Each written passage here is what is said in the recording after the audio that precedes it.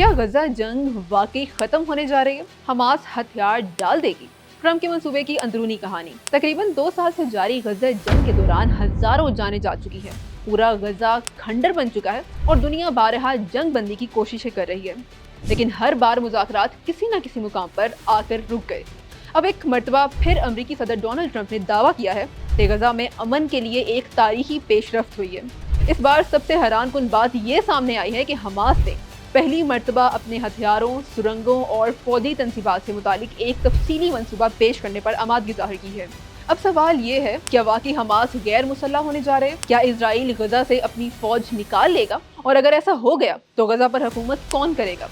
आइए पूरी कहानी तफसील से समझते हैं। गुज़िश्ता कई माह से अमेरिका, कतर और मिस्र की सालिसी में गजा में जंग बंदी के मुज़ाकरात जारी थे, लेकिन अब एक बुनियादी मसला हर मर्तबा मुज़ाकरात को नाकाम बना देता है। वो मसला था हमास को गैर मुसल्लह करना। इजराइल का मौक़िफ़ हमेशा यही रहा है कि जब तक हमास मुकम्मल तौर पर अपने हथियार नहीं छोड़ती, जंग बंदी मुमकिन नहीं। दूसरी तरफ हमास का मौक़िफ़ था कि वो इजराइल के कब्जे के दौरान अपने हथियार नहीं डाल सकती। इसी इख्तिलाफ ने तमाम मुज़ाकरात को तातुल का शिकार कर रखा। नई पेशरफ्त क्या हुई? अब सूरत हाल में एक अहम तब्दीली सामने आई है। अमेरिकी सदर डोनाल्ड ट्रंप ने सोशल मीडिया पर ऐलान किया कि गजा में पायदार अमन और सलामती की जानिब से एक तारीखी पेशरफ्त हुई है। वाशिंगटन भेजी गई एक नई तजवीज़ के मुताबिक, जिसे BBC ने भी देखा है, हमास ने कई अहम नुकात पर आमादगी जाहिर की है। हमास ने क्या पेशकश की है?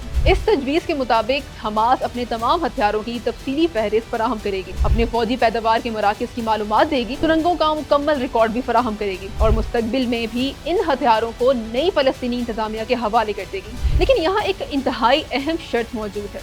ये हथियार इजराइल के हवाले नहीं किए जाएंगे, बल्कि इन्हें एक नई फ़लस्तीनी हुकूमत की तहवील में दिया जाएगा। ये नई फ़लस्तीनी हुकूमत कौन होगी? तजवीज़ के मुताबिक गजा में एक नई टेक्नोक्रेटिक हुकूमत कायम की जाएगी, यानी ऐसी हुकूमत जिसमें सियासी जमातों की बजाय माहिरीन, ब्यूरोक्रेट्स और तकनीकी अफराद शामिल हों।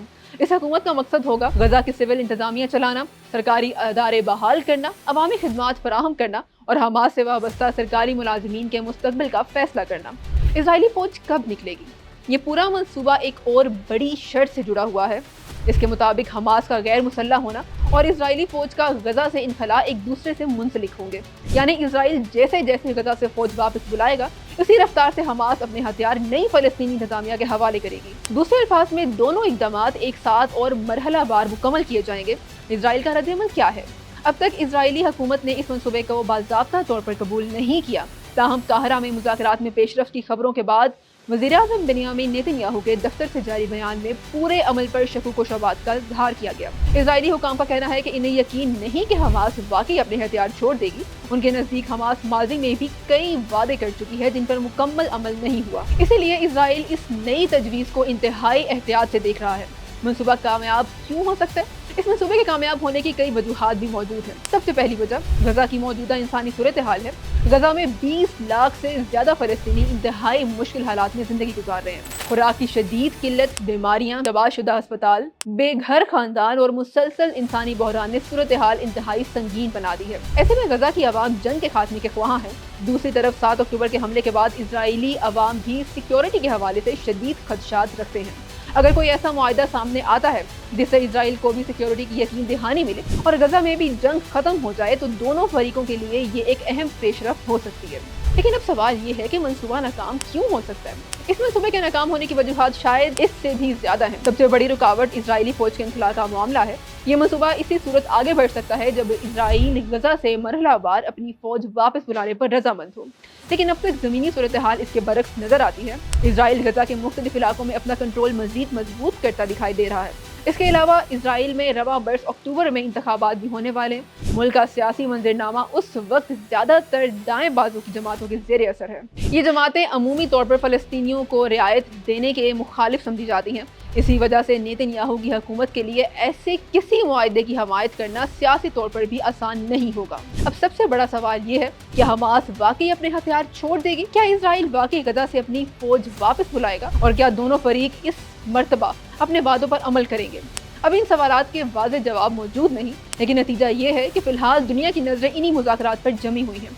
अगर ये मंसूबा कामयाब हो जाता है तो गजा जंग के खात्मे की राह हमवार हो सकती है। लेकिन अगर इजराइल इनखला, हमास की गैर मुसल्लह या सियासी इख्तिलाफात में किसी से एक मरहला पर भी रुकावट पैदा हुई, तो ये मुज़ाकरात भी माजी की कोशिशों की तरह नाकाम हो सकते हैं। यानी अब उम्मीद भी मौजूद है और खदशात भी।